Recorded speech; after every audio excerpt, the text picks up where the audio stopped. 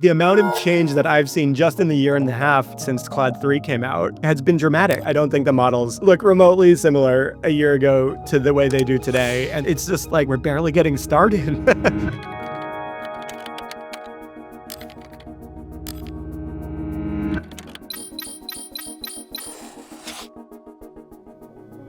Why is coding, in your opinion, the benchmark? Like, what makes it such a critical capability that every major AI lab is intensely focused on it? It's because engineers love building products for other engineers and for themselves, and they can evaluate the quality of the output. Claude Code came about because we wanted to experiment, like our customers, with an agentic loop, with coding, and seeing how long we could get the models to code for productively. Getting from here to there is simply easier now, but it's not any less important to know where you're pointed. I don't know what the future looks like, but I expect it to be faster and faster and faster as we get better and better and better at the research. Do you feel like superintelligence is here and we maybe haven't woken up to it yet? Or do you think I'm overstating the case for it? It's a fun question that I'm happy to spin on sometime, but what I do know is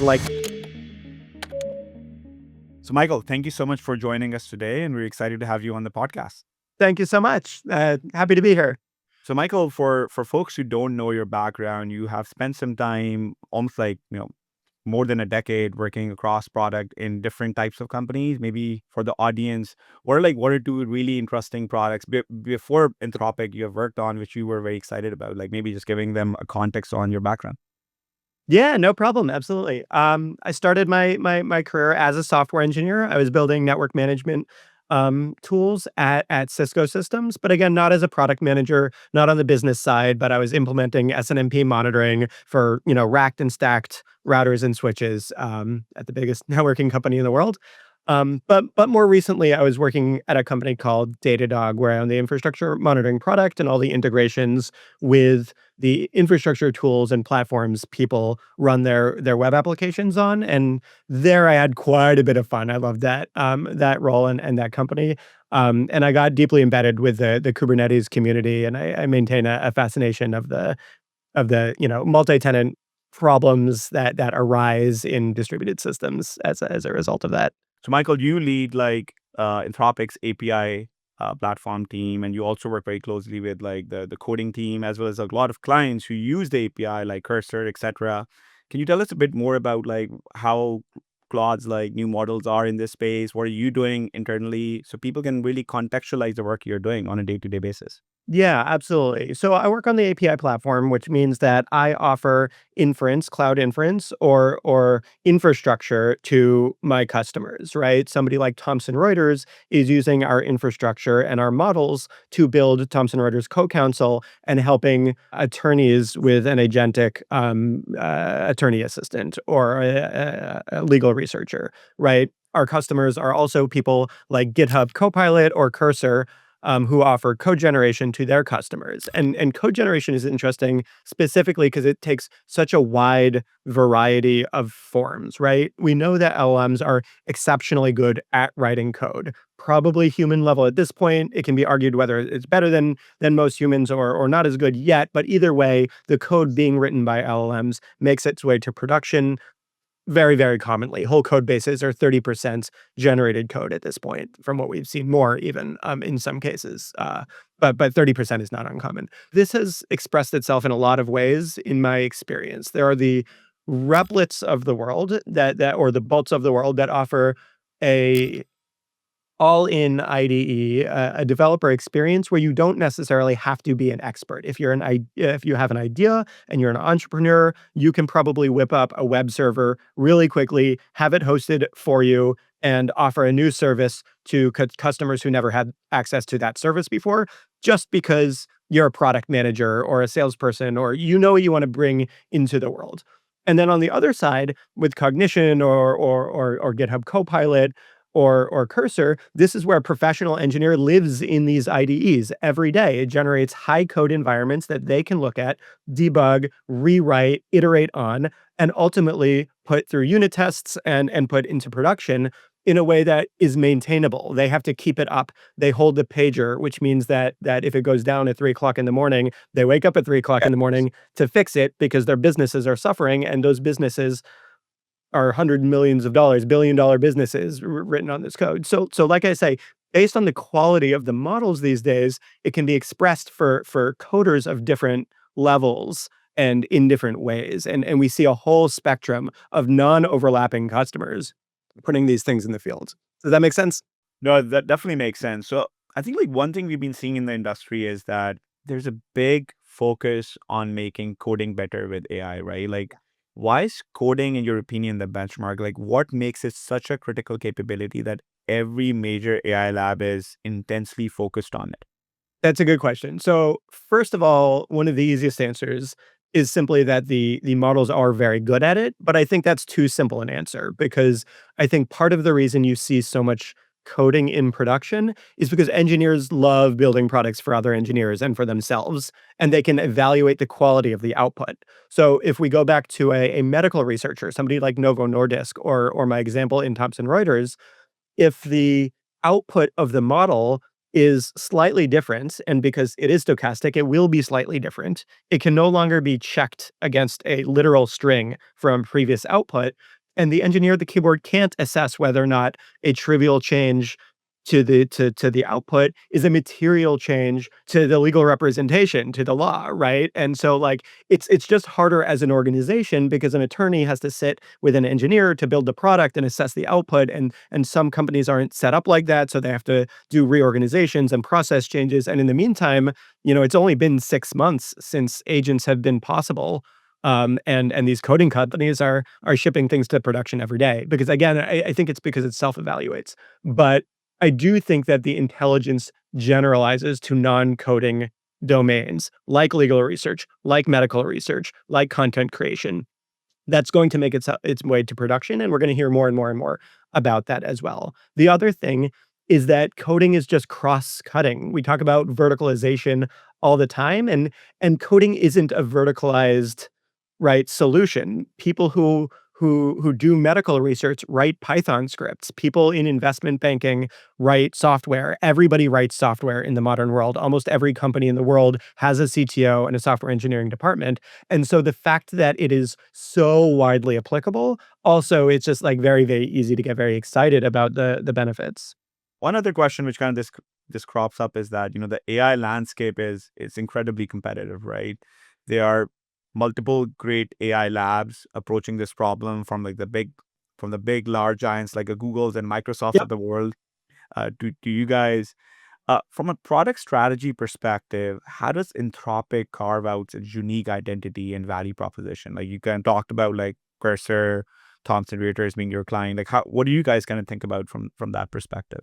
That's a great question. I describe my job, and this is speaking a little bit personally as only part of the organization, as infrastructure. And I speak that way frequently and intentionally, right? Because the interaction with the customer takes place with my customer, with the business producing the product.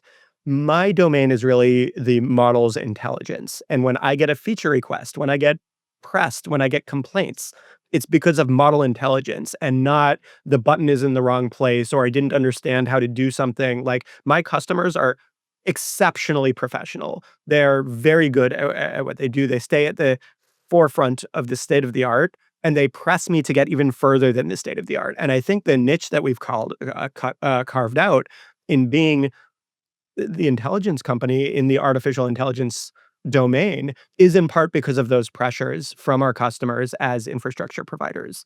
We do certainly have our own clients also, but even that is a result of a lot of this, right? Claude Code came about because we wanted to experiment like our customers with an agentic loop, with coding and seeing how long we could get the models to code for productively, right? Like right now, I think the current publicly referenceable number is that the model has gone out and coded for 7 hours and written good code asynchronously, which means that we can now just like assign a Jira ticket to the LLM, keep doing other work and wait for it to come back, right? And because we wanted to experiment the way our customers were with the model intelligence, that's how Claude Code came about too.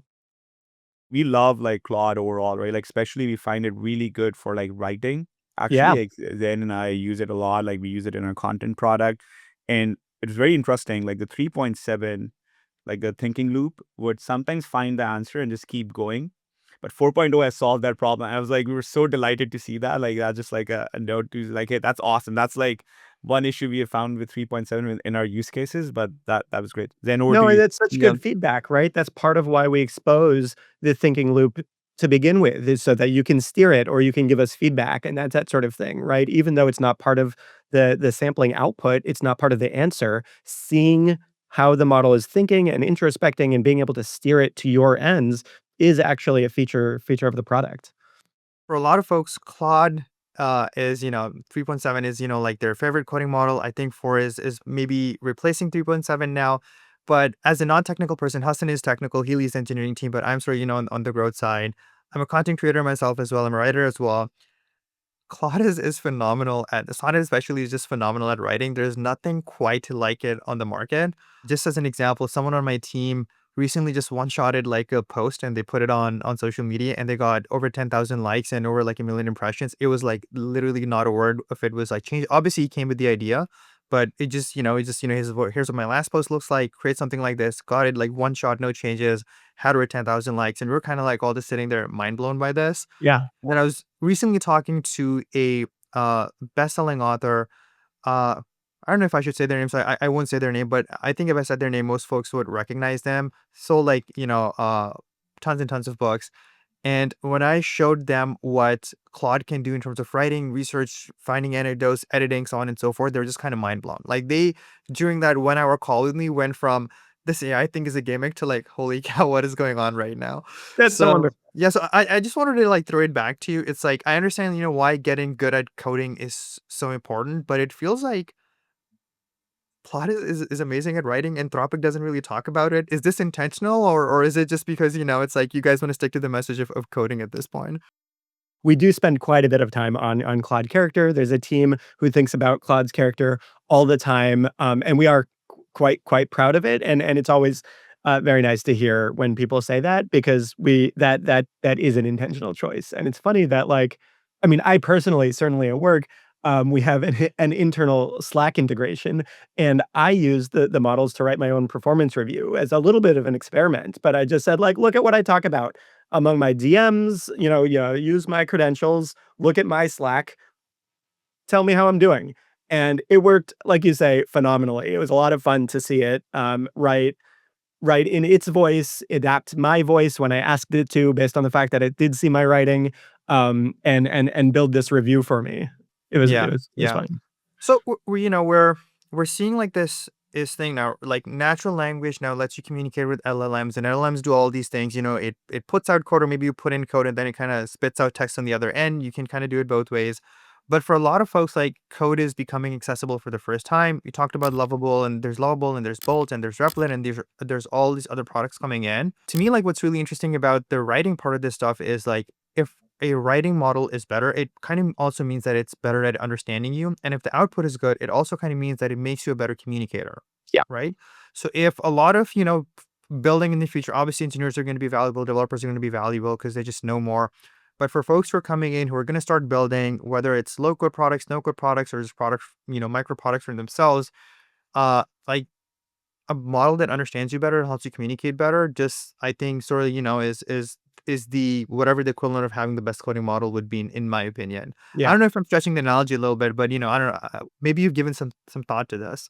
I mean, like I was saying earlier, I do think that the way we speak in code and the ability to think in code accrues generally to the model's intelligence. So historically, we have found that the smarter the model gets, the smarter the model gets, in sort of a general way, and that does continue to hold. And some of our best customers are the Notions of the world, the Canvas of the world, that are creating content either for private purposes or for publication Yeah. on behalf of those Yeah. customers. But we Yeah. we do see this, like you say, every day, and I do think for entrepreneurs especially, it gives them a bit of a force multiplier while they're getting started. If they're a very good engineer, they can augment themselves in their go-to-market, in their content marketing, in how they communicate with the world. If they know exactly how they want to communicate their product and they're having trouble building it, it can help with that. But the intelligence accruing generally has benefited the startup ecosystem quite a bit.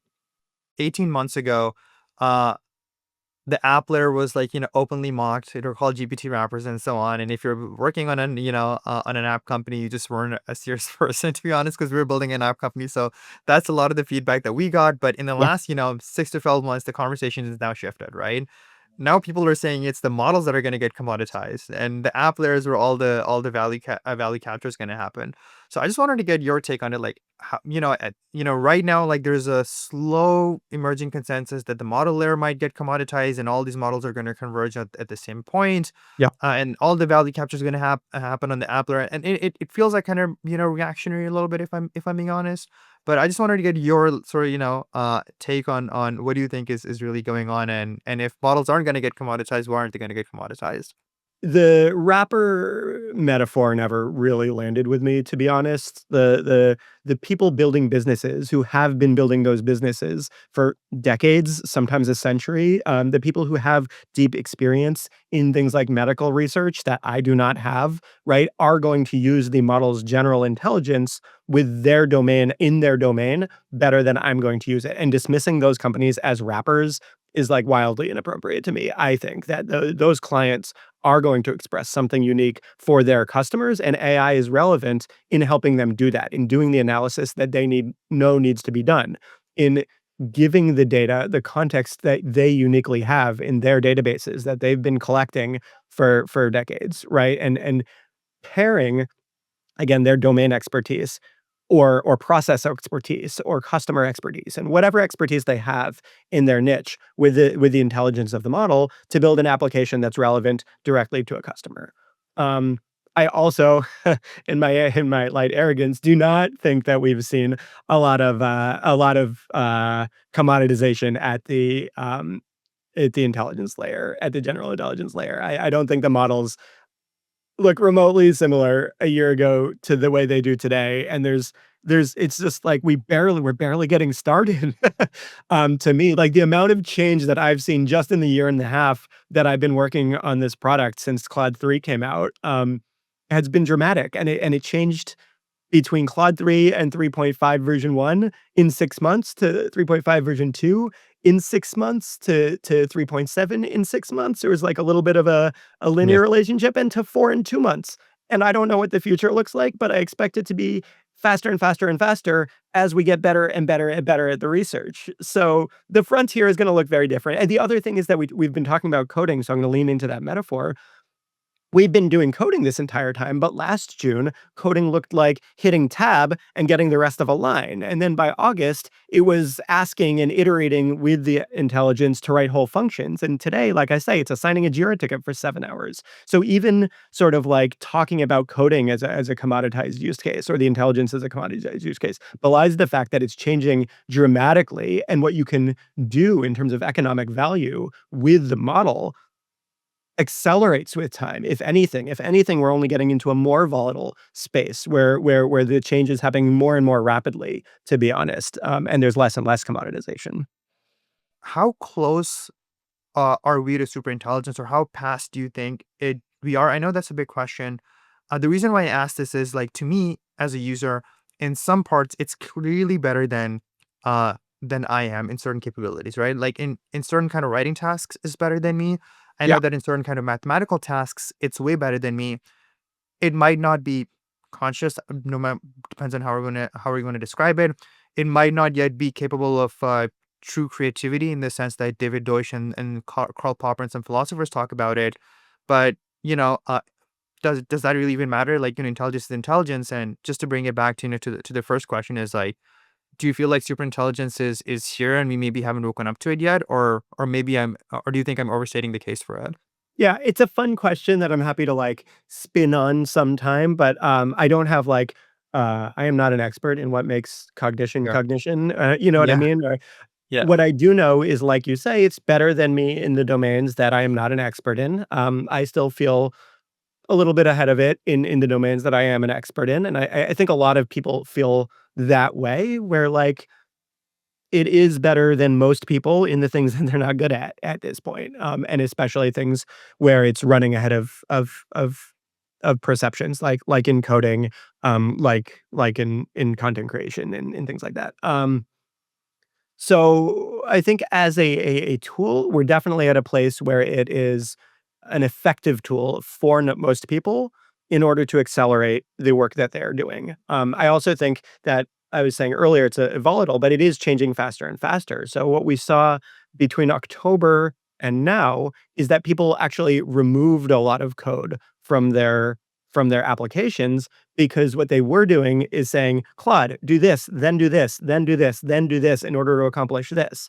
And each step could accrue bugs. And it got pretty good at self-correcting those bugs, which meant that the workflow was possible. But today you can actually remove a lot of that code and just say, accomplish this. Think about how to do it and then follow your own pattern, your own instructions. And Claude will actually write better code than the scaffolding and follow its own code to the conclusion of the goal and actually achieve the goal, right? And so I think a lot of people who like learned to prompt a long time ago might actually see that the models are more intelligent than they were then in a way that helps them express expertise that they might not have, and that oversteering it might actually be holding it back a little bit. To your point about perception and reality. Another sort of like, major debate has been around prompting. Like, some folks are like prompting, it doesn't matter. Once the models get smart enough, it's not going to matter. But, as folks who are sort of like using the APIs and building these products, we spent an absurd amount of time just like taking words here from there and, slightly altering this sentence structure and the paragraph structure and instructions and so on to get like the optimal output. What's your take on that? Do you think like long term is prompting going to be as essential as it is right now? And should Oh, I would people like really be the spending time on models. that? Sorry. Yeah, no, I would like the models to be so steerable, so intelligent that they understand your intention and they achieve your intention. And I think we're getting better and better at that, but prompting is still a skill to some degree. I would really very much like if my customers building applications were to hide that from customers, to help them with the prompting in line with the inputs. This takes many forms. There's a technique called meta prompting, which is like when you take an input and you ask Claude, hey, consider this input, but write your own prompts based on what you think the intention is. And then it Interesting. actually can put its own, chain of thought into place. It can put its own role into place in order to disambiguate between homonyms or, whatever it is. But the intelligence, because it's good at writing content, can write content for itself. And I think that's going to be a common pattern until it's so good it doesn't even need to be prompted to do that, right? And again, we are getting to a place where it's very good at reading your intention and answers better and better every day. Yeah, I've definitely seen that in the 4.0, like that intention is like really easy to get across compared to like what it was before, which I love. So Michael, like coming to like kind of if I'm a builder and Claude now Anthropic has launched two new models, Sonnet 4 and Opus 4. How should I be thinking about it? I'm like, hey, I want to build my next application. I have these now two amazing models. Which one should I pick for what? Yeah, I think if you look at the benchmarks, if you look at something like Swebench or something, both of them write code very well, like categorically well for a moment. But what you'll find with Opus is that that's the model that's going to be able to reflect, introspect, write its own tasks, work on complex tasks for hours, decide for itself when to come back to a human and ask clarifying questions, stuff like that. And Sonnet's going to be very, very good at quickly answering questions, thinking for a while, answering the questions. But I think in the agentic world, in the agentic behavior, Opus is probably going to be the more powerful model, even though they're both equally skilled, or not equally, but materially well suited to answering questions. Does that make sense? No, I think it makes sense. So if you're willing to, if you have enough time and reasoning is super critical, seems like Opus should be like your go-to. Like if let's say you're like fine Not waiting for just an reasoning, but sequence planning also, secret right? planning. Yes, exactly. If your mode of interaction is to assign it a task like an intern, Opus is going to be a much better intern, if that makes sense.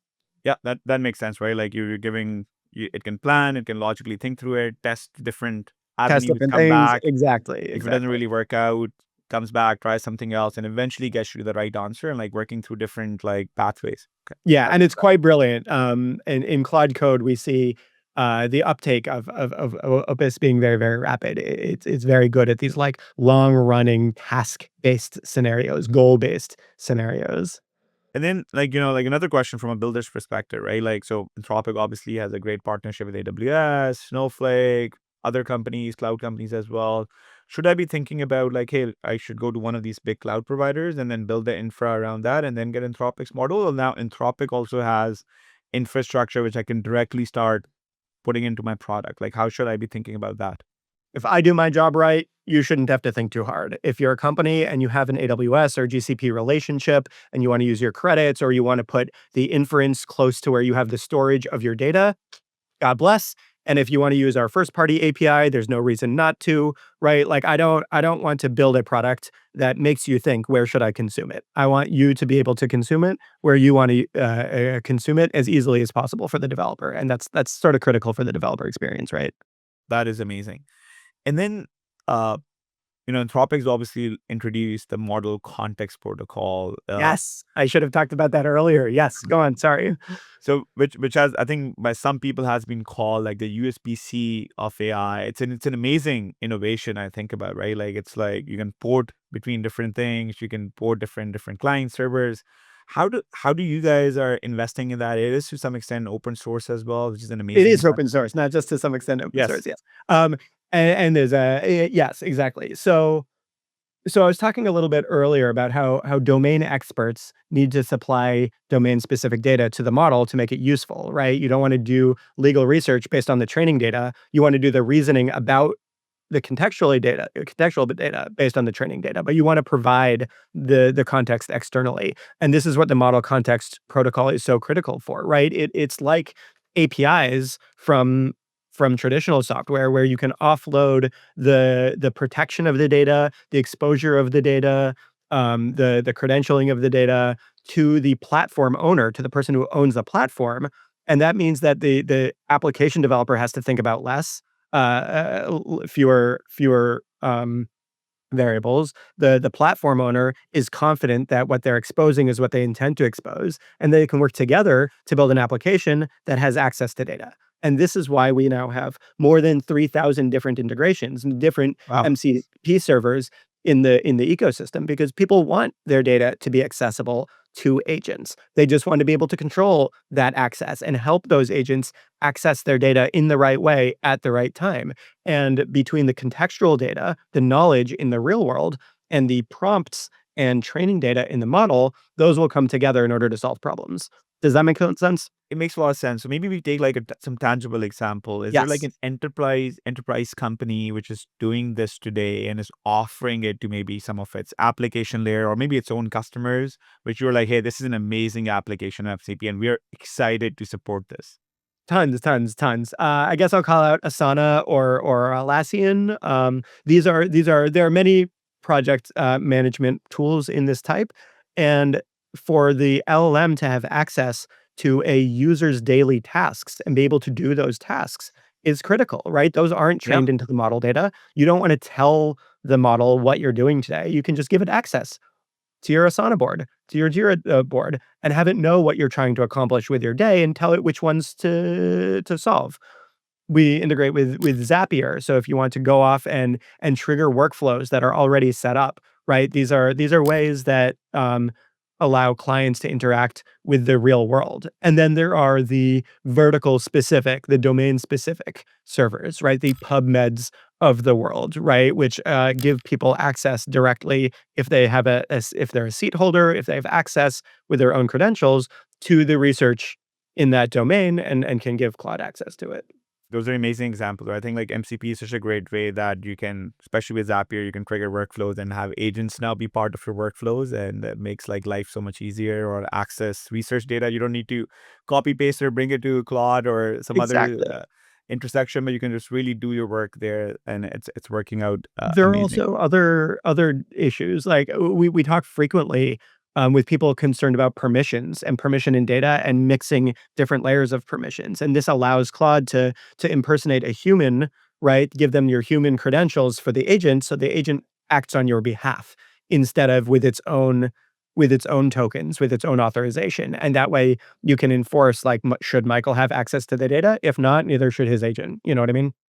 A lot of the time when I'm talking to the developers in my team and when I talk to just developers in general, um, I think whenever a new model comes out, it's always chart topping in some ways. And recently there's been some controversy around how these models have become chart topping as well. So, a lot of the time a model is chart topping, but it's not the model that's actually being used by developers. Developers will still be using a model that's like 6 months old because they find that that's more reliable. So my first, or, the first part of my question is, how much attention should developers be paying to benchmarks really? And then the second question is around evals. Like every team we talk to has challenges around evals. Yeah. I mean, have you seen any good progress on the eval challenge in recent months? It's a great question.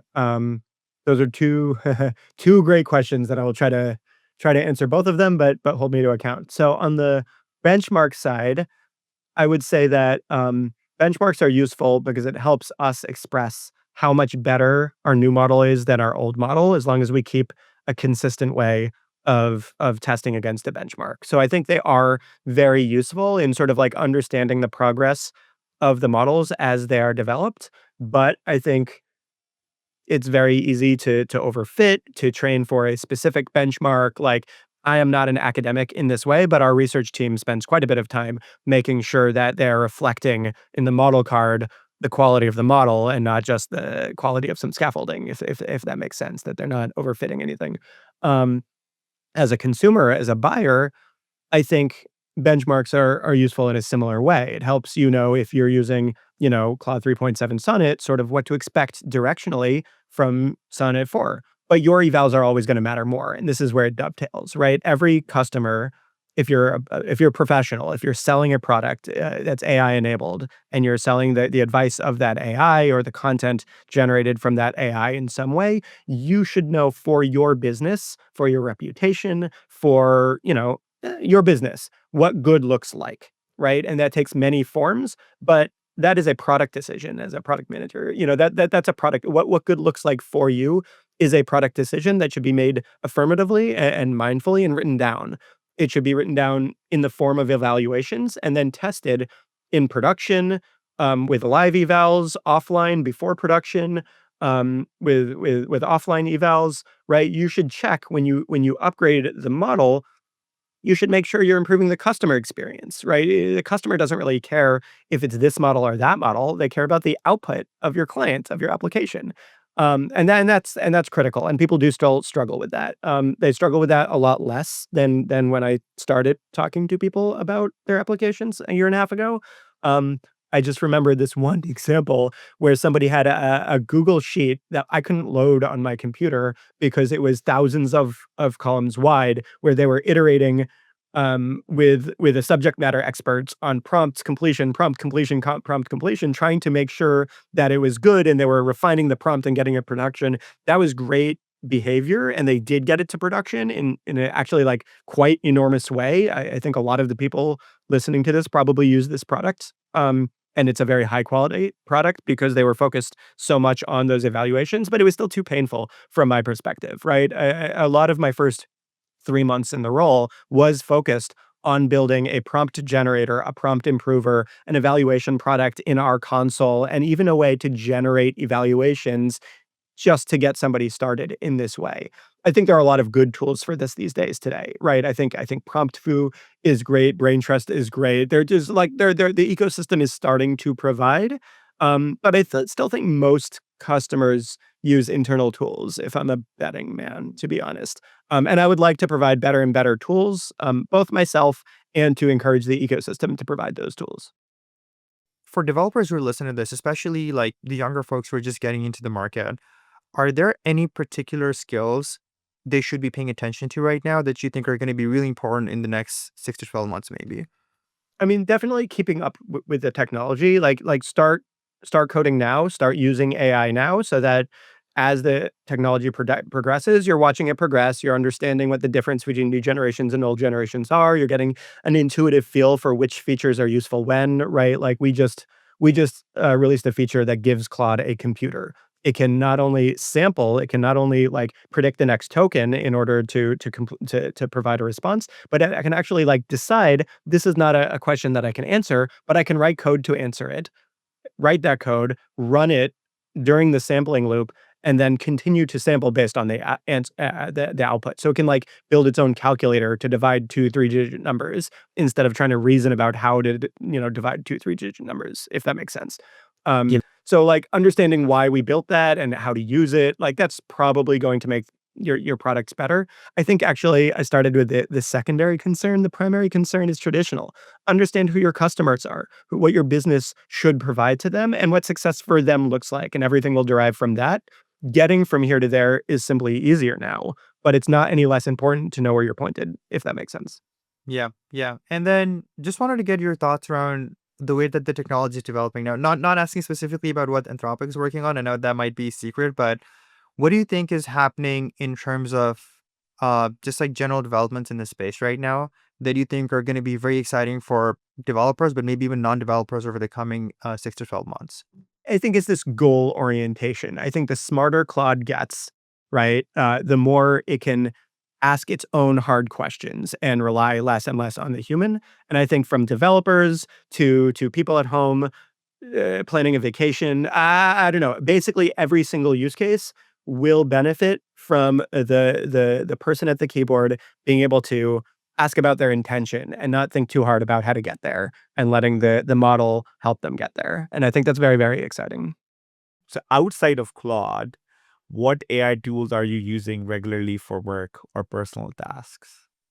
That's a good question. I use Claude in conjunction with a lot of things, right? Like I use Claude with Slack. I do use the Slack AI features Yeah. quite a bit. I use content generation features wherever I find them. So I mentioned Notion earlier because they had built a pretty good content generation tool into their product. But I find that the more embedded the AI experience is, the more likely I am to just use it because it's there. The Zoom interaction. I remember the first time actually, it was like magic. The first time and this has happened to everybody, you sort of like black out during a meeting and miss some section because there are too many people in the beehive and you just lost the thread for a second. I did this and I asked Zoom, wait, what did that guy just say? And it answered correctly, and it answered it with That's amazing. enough time for me to recover my composure and keep the conversation going. That was the moment where I was like, yes, that's absolutely spectacular. You know what I mean? It just like literally saved my life. Nobody has to know that I blacked out just now. So I use it in many ways, like I say, but often it's in a situation where it's presented to me to solve the problem that the developer knew I had right then. So AGI, what's your kind of like year where you're like, hey, like we'll definitely cross into the AGI boundary? I I feel like I am way too close to this question to answer it speculatively, if that makes sense. Like if I Fair was enough. anybody else, I would just give you an answer, but I don't want to bind Anthropic to an answer to that question. No, of course. We understand you're representing Anthropic, so fair enough. It is getting more powerful though, and it will Yeah. get very powerful, like No, arbitrarily I think powerful. that's a Very, fair. very soon. You know what I mean? We see it in production. We see it all the time now. People are using it in their day-to-day lives, and it's very exciting. So if we have you back on the show in like 9 to 12 months, Oh what AI man. capability do you predict will be? 9 to 12 months is so long from now. So long. Let's say 6 months.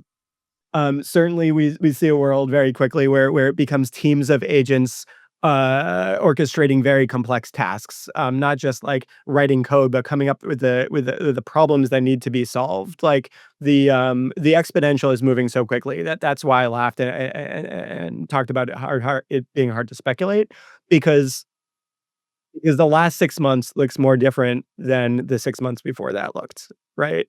For me, Yeah. and I expect that to continue. No, it's insane. I think the last 6 months were crazy. Like I just like see the last 6 months. I'm like mind blown on the speed of development from 3.5 to Yeah, 4.0 to some extent it's just crazy.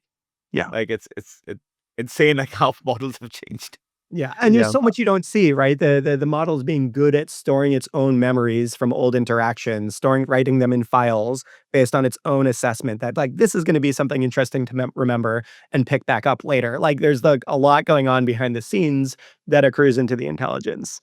100%. Just before we wrap up, Is there anything recently that's been top of mind for you that we haven't asked you yet? I think we talked about a lot of it, but top of mind is how to better help the developer, right? There's this curve, I think, where like people saw AI and they were like, wow, that's cool. I wonder if I can do that. And they couldn't. And then it matured into a point where they could do the things that they had already thought of, but very quickly it matured past where they had ideas. And now there's like significant overhang where people are still doing imperative programming, telling it what to do step by step. They are still thinking in terms of what it was not capable of doing a year ago, that it was capable of doing 6 months ago. And they're not really in a place where they're contemplating what it's capable of today. And what I think about every day, both in how I express the API, but also how I express documentation, how I help people in the community, how we show up at events, how we teach people how to use it. Like, how can I help people move with the speed at which the technology is progressing? I think Yeah. is like top of mind for me all the time. Yeah. Yeah. Hassan and I were both at the code The event a Code with couple of Cloud weeks ago. event. Yeah, code with Yeah, Claude event. I think someone on stage might have been you, but so apologies if I don't remember. But it's just the case of if you have a use case that isn't working right now, maybe it's a little expensive, maybe it's a little bit clunky.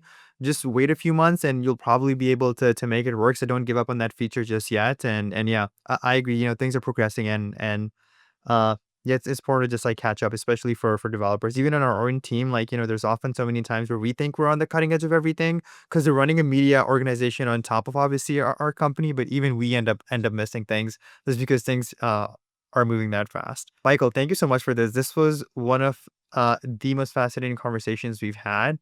We're builders ourselves. There's so many questions that we have, not just from the audience, but just selfishly wanted to ask ourselves. So thank you so much for being so generous with your time, and hopefully we'll have you back on here soon. absolutely. It was absolute pleasure, both of you. Thank you so much. Thank you so much, Michael. Thank you so much.